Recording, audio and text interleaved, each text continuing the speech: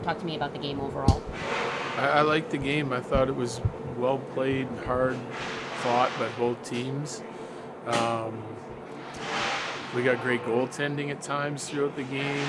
We were opportunistic at times, as were they. Then some teams created some really good scoring chances off hard work and creating turnovers.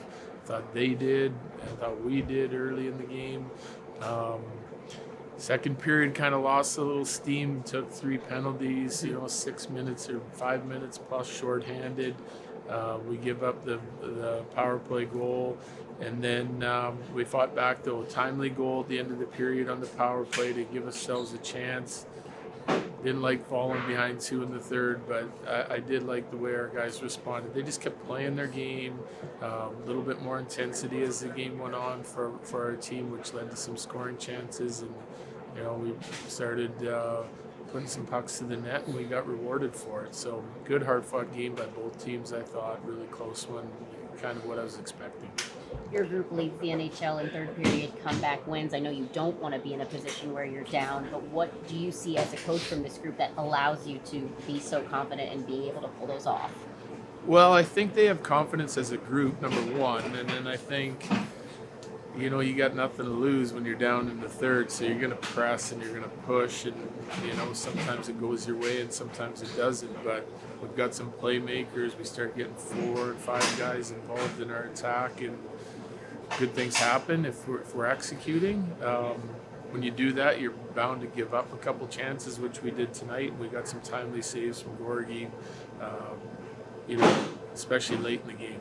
I know we talked to you about Jonathan Drouin a little bit before this game, but 2 goals tonight. He seems to be exceeding expectations. Yeah, he's right there. This is what we'd hoped he would be, a guy that can play with our top guys and help them produce on his own. I like the way he got him tonight too. Like the deflection goal. He beats a guy off the wall into the middle of the ice, gets a nice deflection on it. It's a huge goal for us. He's finding different ways to score him. It's not just rush attack, or it's not just around the net. There's some variety there, which is always good when you're a goal scorer. Nate mentioned playing a couple weeks ago. He said he stopped worrying about making a mistake and was just kind of trusting his instincts. What's your kind of interpretation? I think that's important. I try to send that message to all of our guys. We want to be safe. Is probably not the best word, actually, but it's like we want to make high percentage plays. So I want him to trust his skill. If he gets skating, his eyes are up, and he feels like he can make a play, I want himself to trust his skill and make the play. I mean, I think if you're uptight and nervous and worried about making a mistake all the time, then the game turns vanilla, especially for guys like him. There's a good element of give and go in his game, playing with their top guys. He threads the needle on some passes. Sometimes it may look dangerous, but he's executing more of those plays than not. So I want that to still remain part of his game, especially when you're thinking about time and score. You're down a goal or two. You're going to have to do more than just the ordinary in order to get back in games, and he seems to have a pretty good feel for that.